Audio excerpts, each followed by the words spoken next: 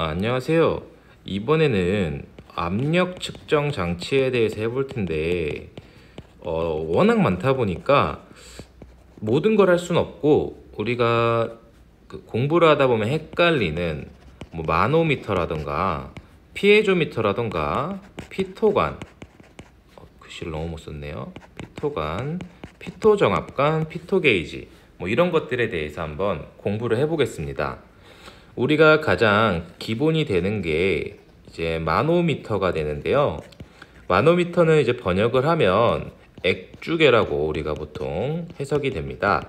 액주계라는 건 말 그대로 액체의 높이를 재는 건데, 우리가 압력에 의해서 변화되는 그 액체의 높이를 재는 거죠. 또는 높이의 차를 재는 건데, 이게 제가 요즘에는 잘 나와 있는데 예전에 공부할 때 용어가 너무 헷갈려서 좀 고생을 했었습니다. 우리가 어떠한 유체가 흐르는 관로의 단면을 봐볼게요. 그러면 얘가 이런 식으로 우리가 뽑아 놓으면 얘를 피에조미터라고 부르는 경우가 많이 있던데, 이게 제가 유체 이렇게 올라와 있는 거죠. 먼저 피에조미터, 영어 스펠링이 맨날 헷갈려서 일단 피에조미터가 이렇게 생긴 게 피에조미터가 아니고, 우리가 이런 액주계 안에 들어있는 거를 마노미터 액이라고 부르는데, 이 우리가 측정하는 액체의 종류가 이 안에 흐르는 유체와 같을 경우에 우리가 피에조미터라고 합니다. 높이는 똑같아요. 그리고 뭐 절대적인 건 아니지만 일반적으로 이렇게 유체가 흐를 때 위에다 이렇게 그냥 구멍을 뚫어서 이 높이를 보는 걸 우리가 정압공이라고 많이 불러요. 정압공. 뭐 특별한 그런 건 아닌데, 근데 이게 압력이 세면 못 재니까 여기다가 뭐 이렇게 벨로우즈 연결해서 이렇게 지침 이렇게 볼 수 있게 이렇게 좀 세팅을 할 수도 있는 거죠. 그럼 여기서 이 특징을 한번 살펴보면, 얘는 이 안에 흐르는 유체의 압력이 크다면 이게 너무 많이 올라갈 거 아니에요. 그래서 피에조미터라는 건 우리가 저압 시스템에서 사용을 할 수 있는 거고, 또 정압 시스템에서만 가능한 이 액체의 압력의 측정 방법입니다. 왜냐면 우리가 대기압보다 낮은 뭐 부압 또는 음압이라고 부르죠. 부압이나 음압 같은 경우에는 잴 수가 없잖아요. 그냥 계속 공기가 빨려 들어갈 거니까 얘는 대기압보다 높은 압력인데, 압력이 높지 않은 그런 저압 시스템에서만 사용을 할 수 있습니다. 근데 우리가 압력이 좀 높아도 재야 될 거 아니에요. 이제 그때 사용하는 걸 우리가 제일 많이 사용하는 게 여기 좀 꼬였네요. 이렇게 U자형 마노미터가 되는데, 유튜브라고도 많이 부르죠. 비슷하네요, 이름이. 유튜브. 이런 식으로 이제 이렇게 표현이 되는 건데, 이렇게 그리면 좀 잘 모르겠으니까 우리가 이번엔 옆에서 본 단면을 그렸을 때 이렇게 싹 지우고 이쪽을 측정을 하는데, 아까처럼 옆에 뽑았더니 너무 많이 올라가니까 이 밑으로 이렇게 U자로 뽑자는 거죠. 이게 이제 U자형 마노미터가 되는데, 그럼 여기 가해지는 정압이 여기 들어있는 어떤 비중이 다른 물질에 밀어 올릴 거예요. 여기에 가해지는 건 대기압이 되겠죠, 원래. 근데 여기가 예를 들어서 공기 같은 기체 계열이다. 물론 너무 고압이면 안 되고요. 그러면 우리가 공기보다 훨씬 비중이 큰 물이나 또는 이제 기름을 여기다 넣어서 이제 측정을 할 수가 있어요. 근데 물 같은 경우에 사실 우리가 시험에서는 이 값을 주지만 원래는 이게 원래는 이게 눈금을 읽어야 되는 거거든요. 그럼 투명하면 잘 안 보이니까 우리가 일반적인 물을 쓰는 게 아니고 틴트 워터, 즉 물감을 쓰는 거죠. 근데 이제 물의 높이에 의한 단위니까 보통 밀리미터 아쿠아 또는 밀리미터 H2O 단위를 쓰고요. 같은 말입니다. 또 만약에 여기에 흐르는 게 이게 만약 물이라면 물을 물로 밀면 피에조미터랑 똑같은 거고 또 너무 많이 올라갈 거 아니에요. 여기 우리 측정하려는 마노미터액이 측정하려는 유체의 무게보다 훨씬 무거워야 조금만 올라가도 그 압력을 측정할 수 있으니까 우리가 물을 측정하려고 한다면 물 계통에서는 우리가 시험에서 가장 많이 나오는 수은을 사용한다는 거죠. 그럼 단위는 수은주 밀리미터가 될 거고, 왜냐면 우리가 비중이 13.6이었나요? 물보다 13.6배 무겁기 때문에 물로 재는 것보다 훨씬 간단하게 측정이 가능하다는 거죠, 높이가. 그러면 우리가 U자형이 있는데 예를 들어서 얘를 정확하게 읽어야 한다던가 이 자체가 너무 작으면 보기 힘들 수 있잖아요.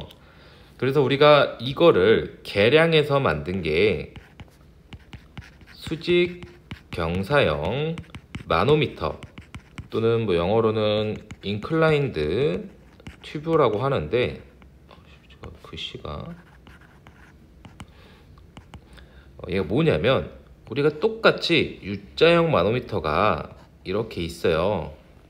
근데 여기서 뒤에를 잘라서 얘를 이렇게 경사를 지게 하는 거예요. 결국 경사를 지든 말든 우리는 어떤 마노미터액이 압력이 가해졌을 때 이 결국 수직 높이가 중요한 거거든요. 그래서 어느 지점까지 이렇게 유체가 찰 거예요. 근데 이쪽 측정 쪽을 우리가 경사를 이렇게 준다면 여기 눈금이 높이마다는 똑같은데 훨씬 눈으로 보기가 측정이 용이하겠죠. 그래서 이런 식으로도 사용이 가능하고 얘가 또 시험 문제로 잘 나오는 게 우리가 U자형은 시험 문제 낼 때 이 H를 주는데 요 경사형을 만약에 뭐 기계공학이라던가 소방유체도 나왔던 것 같은데 주면은 이 L을 주죠. 왜냐면 결국 뭐 코사인 세터로 구하면 되니까 이런 높이 이제 구해야 되잖아요. 사인이네요. 그런 식으로 이제 시험을 많이 내고 있고 또 이건 너무 약간 아날로그적이잖아요. 그래서 뭐 이런 식으로 여기 뭐 숫자 뭐 HC 나오고 꼭지 있어서 이런 식으로 측정하는 애들도 있어요. 이걸 우리가 전자식 마노미터라고 하는데 이건 뭐 시험 문제에 나오는 애도 아니고 저희가 연구 원도 아니니까 이런 게 있고 우리가 일반적으로 사실 이제는 크게 의미가 없는데 너무 기술이 많이 발전되고 아날로그 잘 안 쓰니까 수직 경사형, U자형 그리고 전자식 같은 경우에 원래 예전부터 서적에는 측정할 수 있는 범위에 대해서 뭐 추천이라고 하긴 그렇고 보편적으로 U자형은 25에서 2500, 수직 경사형은 0에서 250, 전자식은 0에서 1500 정도의 미리 아쿠아를 측정할 수 있다고 보통 제시가 되어 있어요. 근데 이건 뭐 절대적인 건 아니니까 그냥 참고만 하시고 우리가 또 이제 이런 마노미터를 보다 보면 시험 문제를 잘 나오는 것 중에 하나가 추가로 이제 한국말로 하면은 한국말은 아닌데 시차 액주계라고 하고 또는 뭐 차동 액주기라고도 하고 영어로는 디퍼런셜 마노미터라고 이제 부르는데 얘는 말 그대로 차이를 측정하는 거거든요. 우리가 결국 어떠한 이런 U자간을 썼는데 두 군데 얘가 A고 얘가 B일 때 이 사이에 뭐 압력을 이렇게 측정하는 거예요.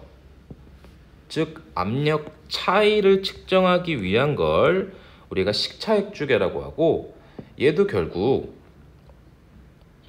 똑같죠. 그냥 이 높이 보는 건데 그래도 조금은 해볼까요? 우리가 모든 마노미터라는 건 결국 압력을 측정하기 위한 건데, 우리가 압력을 비중량 곱하기 높이로 볼 수 있기 때문에 결국 이 높이를 측정하니까 액주계가 되는 거죠. 그러면 우리가 이 감마 H라고 하는 건, 여기서 만약에 이 물질이 X라고 해볼게요. 그럼 여기에 걸리는 이 높이가 H라고 하면 비중 X인 액체의 높이가 여기 걸리는 압력이 될 거고, 비중량이죠. 죄송합니다. 비중량 X라는 건 X 비중의 물의 비중량에 높이를 곱한 것과 같게 되고, 우리가 또 비중량은 로 G로 환산이 가능하고 높이로도 쓸 수 있죠. 즉 감마가 로 G고 이게 물이라면 물이 이렇게 될 거고요. 그래도 뭐 아무것도 안 하면 좀 그러니까 하나만 간단하게 제일 기본적인 걸 하나 해보겠습니다.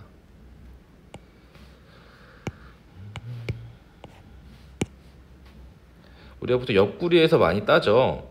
왜냐면 그래야 시험 문제를 낼 수 있기 때문에.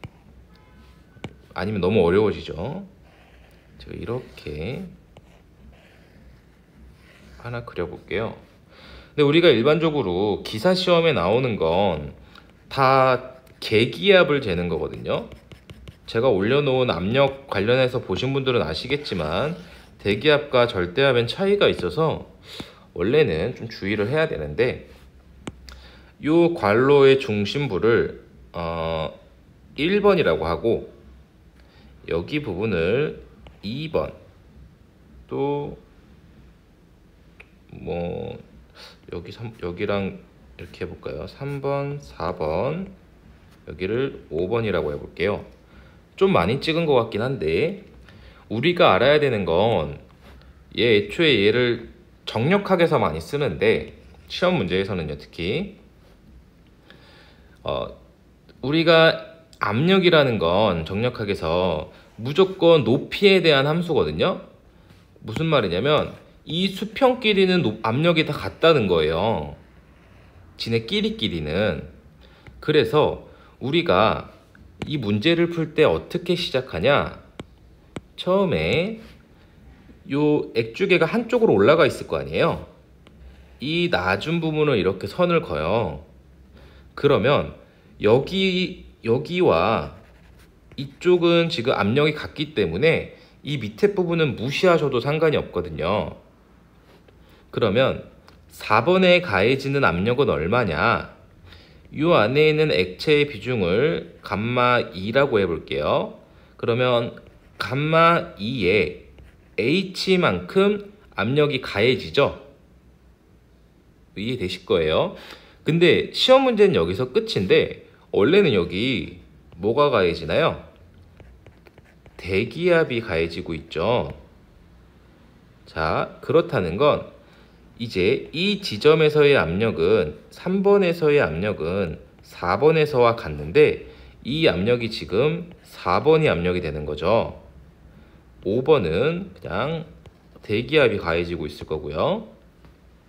그러면 2번은 얼마만큼 가해지나? 자, 3번에서 2번까지의 높이가 여기서 여기를 H2라고 할게요.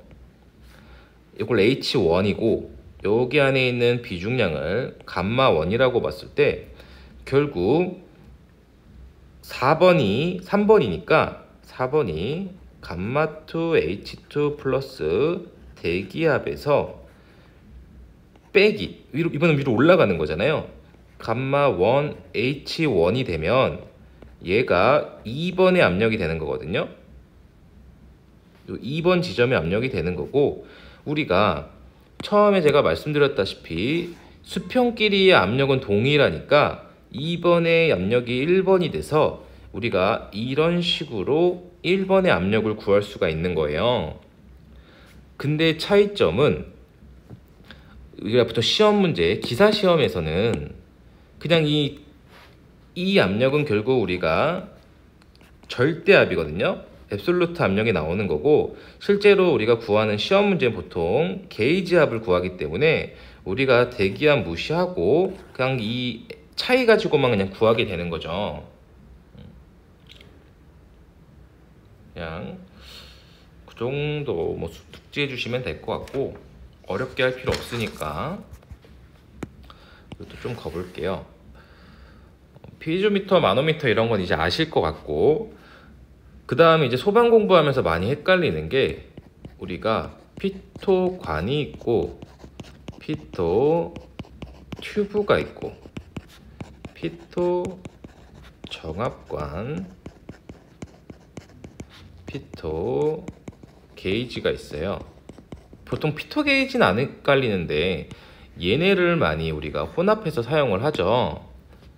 그럼 이제 뭔지 하나씩 알아보면, 어떠한 관로가 이렇게 흐르고 있을 때 우리는 이 벽 쪽으로 가해지는 힘, 그러니까 수직으로 가해지는 힘이 정압이라고 부르고, 유체의 흐름에 가해지는 게 동압이라 그랬어요.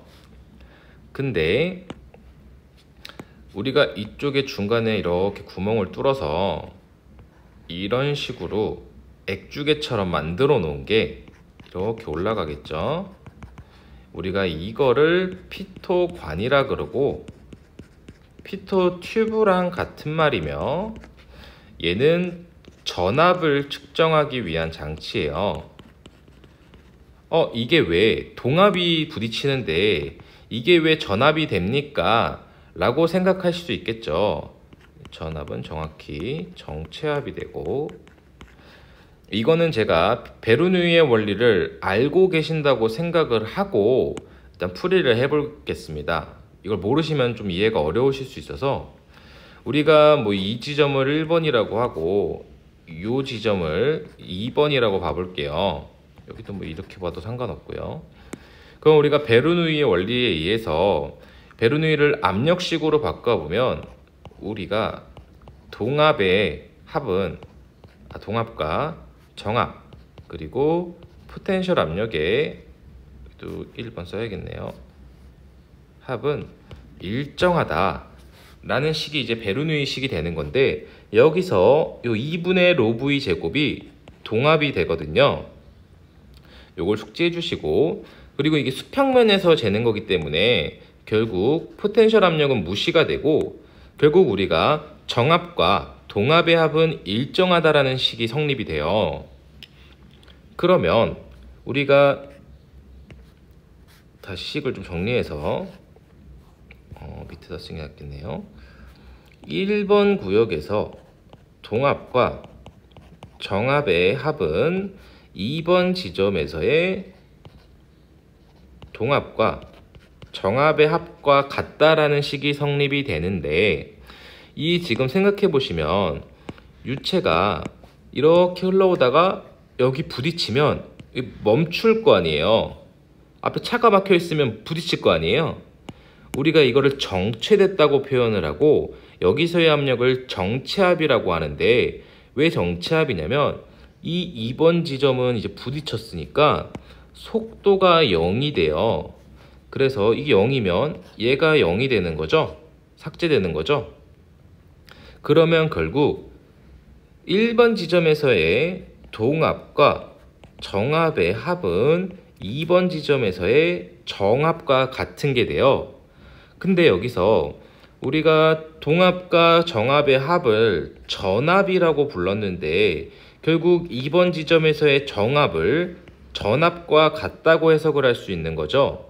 우리는 이게 속도가 0이 된 지점의 압력, 그래서 정체압이라고 부르고, 우리가 피토 튜브를 통해서 전압을 측정을 할 수 있게 된 거예요.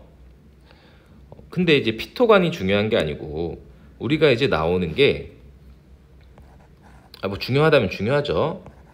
피토 정압관이 중요해진 거예요. 피토 정압관은 우리가 피토관은 전압을 측정하기 위한 거였는데 피토 정압관은 이름과 다르게 동압을 측정하기 위한 거예요. 동압을 측정한다는 말은 안에 유속을 측정한다는 말과 같은 말이 되고요. 얘도 우리가 개념을 한번 살펴보겠습니다. 조금 이 정도면 되겠네요. 보면 얘 그림이 항상 잘 안 되는데 좀 못 그려도 이해해 주시고,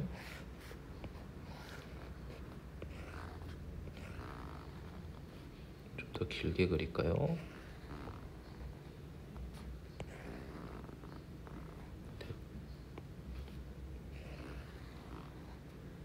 못 그려도 이해해 주세요. 여기 그리고 구멍이 이렇게 뚫려 있어요.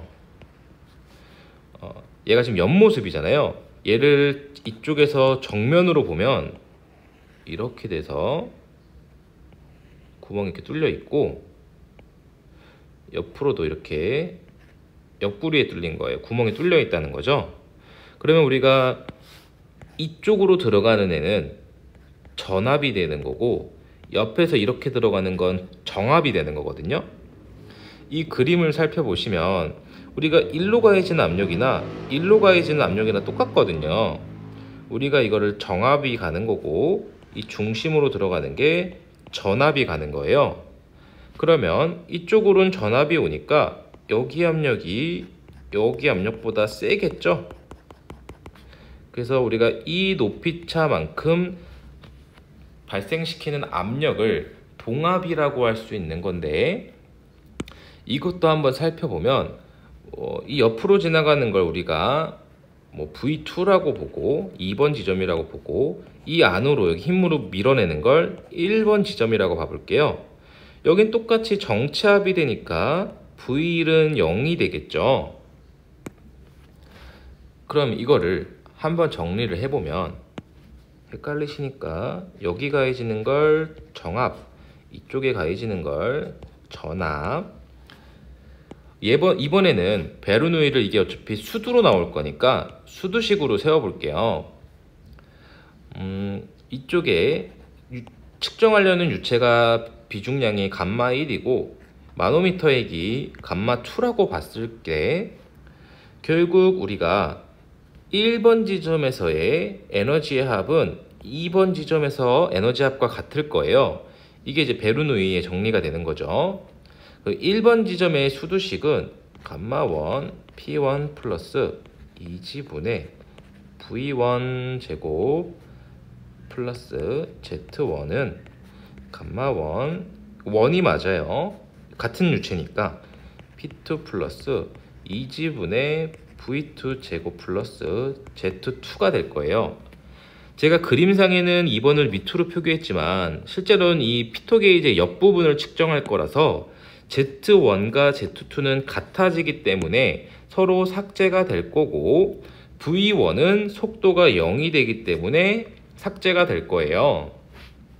그러면 다시 식을 정리해 보면 감마 1분의 P1은 감마 1분의 P2 플러스 2지분의 V2의 제곱이 될 거예요. 그러면 우리가 결국 알고 싶은 게 동압이면서 속도이니까 이 식을 정리를 해보면, 한번 거쳐서 해볼게요.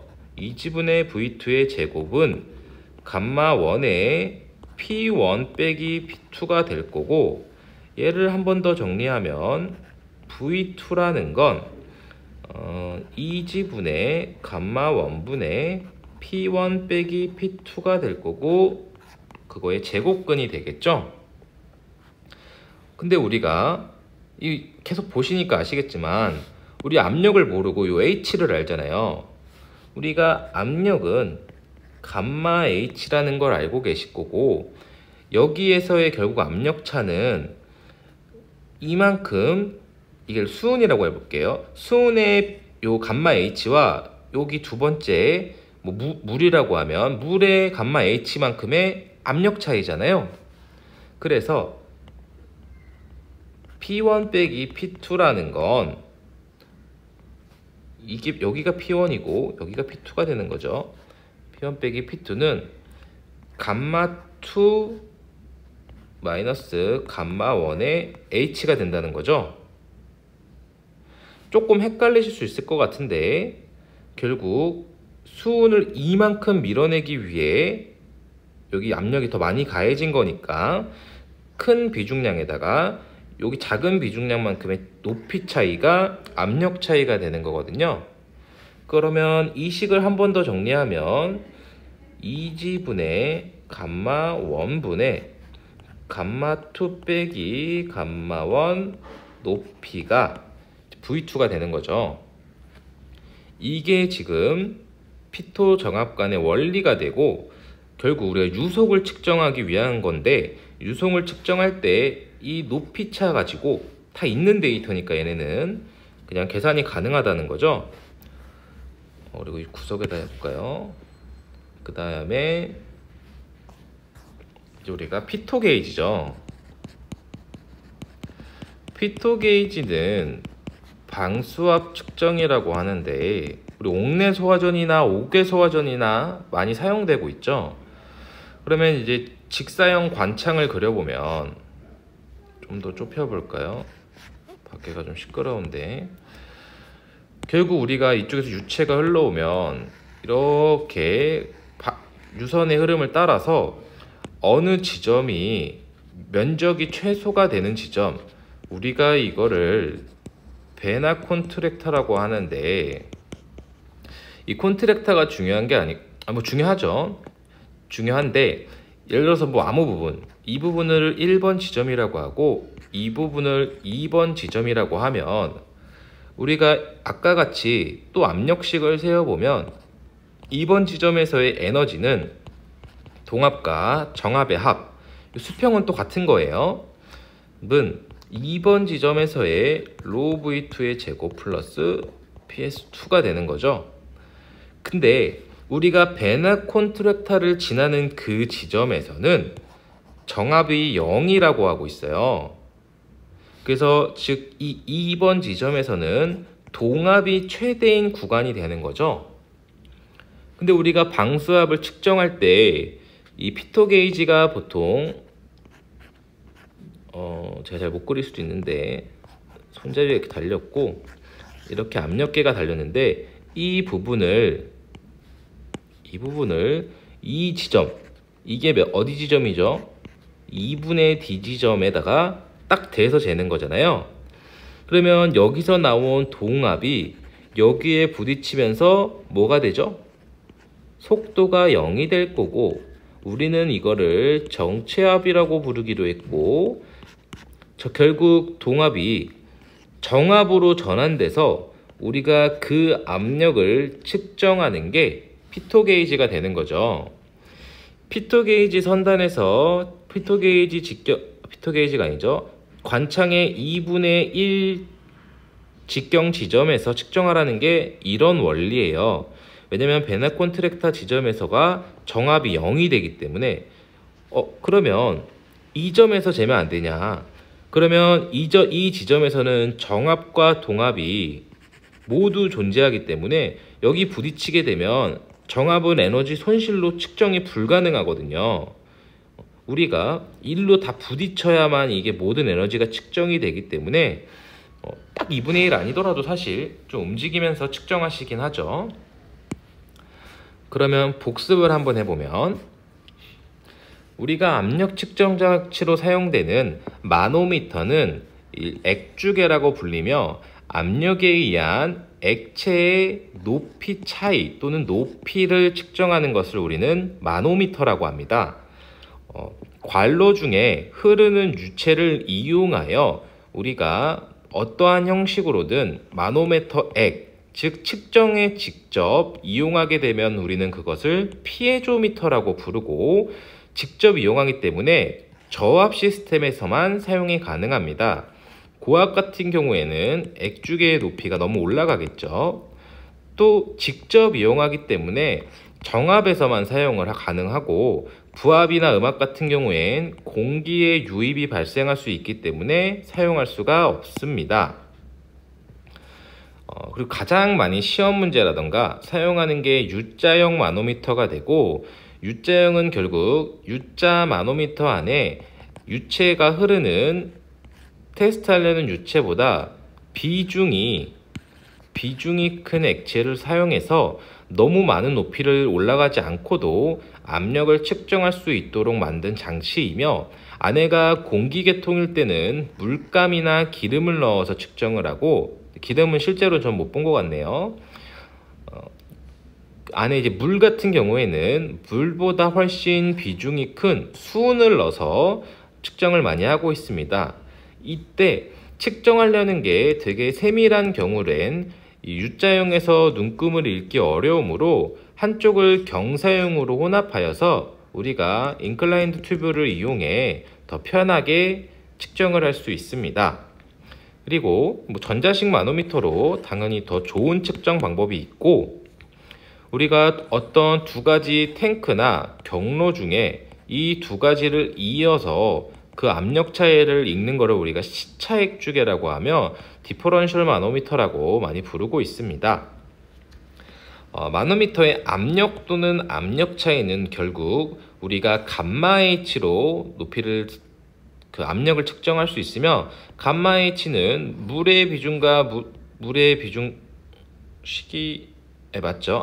해당 물질의 비중과 물의 비중량 그리고 높이의 차로도 구할 수 있고, 또는 로지 H로 환산해서 구할 수도 있습니다. 우리가 원래는 마노미터에 가해지는 압력은 바깥의 압력인 대기압 또는 어떠한 특정 압력을 적용을 해줘야 되지만, 실제 기사 시험 문제에서는 대기압을 무시하고 있으며, 우리가 이런 마노미터 문제를 쉽게 풀기 위해서는 액주계의 하단부에 동일한 액체가 들어있는 부분을 삭제하고 오른쪽에 측정하려는 압력 높이를 가지고 왼쪽 부분에 압력도 얼마인지 유추할 수 있습니다. 그리고 피토관, 피토튜브, 피토정압관, 피토게이지, 용어도 비슷한 이 아이들은, 우리가 피토관과 피토튜브는 똑같은 아이이며, 이것은 전압, 특히 정체압을 통한 전압을 측정하기 위한 장치를 우리는 피토관이라고 부르고 있습니다. 베르누이의 원리를 살펴보면 피토관을 연결해 두면 피토관의 인입부에서는 결국 속도가 0이 되기 때문에 해당 부분에 측정되는 압력은 다른 일반 유선상을 따르는 부분에 동압과 정압의 합이 되어, 이때의 압력을 우리가 속도가 0이 되었기 때문에 정체되었다고 하여 정체압이라고 하고, 이때의 정체압은 전압임을 알 수 있습니다. 결국 피토관은 전압을 측정하기 위한 거고, 우리가 동압을 측정하려는 방법이 없다 보니까 피토정압관이라는 것을 이용해서 피토관과 정압관, 그리고 이것을 마노미터로 이어서, 또는 기기로 이렇게 이을 수도 있습니다. 즉 전압 빼기 정압을 통해서 우리가 동압을 산출하고, 이 동압을 가지고 속도, 즉 유속을 측정하기 위한 장치를 우리는 피토정압관이라고 합니다. 이 피토정압관을 살펴보시면 측면에 뚫린 구멍에서는 정압을 측정을 하며, 중간의 구멍에서 전압을 측정을 해서 이때 발생하는 압력 차이를 액주계의 높이 차이를 환산해서 우리가 베르누이식을 통해 결국 유속이 얼마인지 측정할 수 있습니다. 또 옥내소화전 또는 옥외소화전에서 많이 사용되는 피토 게이지는 우리가 일반적으로 동압을 측정해서 방수량을 구하는 것이라고 많이 설명을 하지만, 이것은 틀린 말은 아닙니다. 간략화시킨 거고, 실제로는 직사형 관창을 통해 따라오는 이 베나 콘트랙타 지점의 동압을 우리가 피토 게이지로 부딪혀 정체압으로 환산해서 그 압력을 측정하는 것을 우리는 피토 게이지라고 합니다. 이때 베나 콘트랙터라고 하는 것은 우리가 유선상을 따를 때 동압과 정압, 이 합은 2번 지점과 1번 지점이 같아야 되는데 우리가 유선을 따르다 보면 이렇게 교차되는 유체가 통과하는 면적이 최소가 되는 지점이 있는데 이 지점을 우리는 베나콘 트랙터라고 하고 면적이 최소가 될 때 속도가 최대가 된다는 뜻이고 이때의 정합은 0이 된다라는 개념으로서 이때의 동합을 측정하면 전체 합을 측정할 수 있다는 개념이 됩니다. 그것을 우리는 베나콘 트랙터라고 하고 있습니다. 오늘도 감사합니다.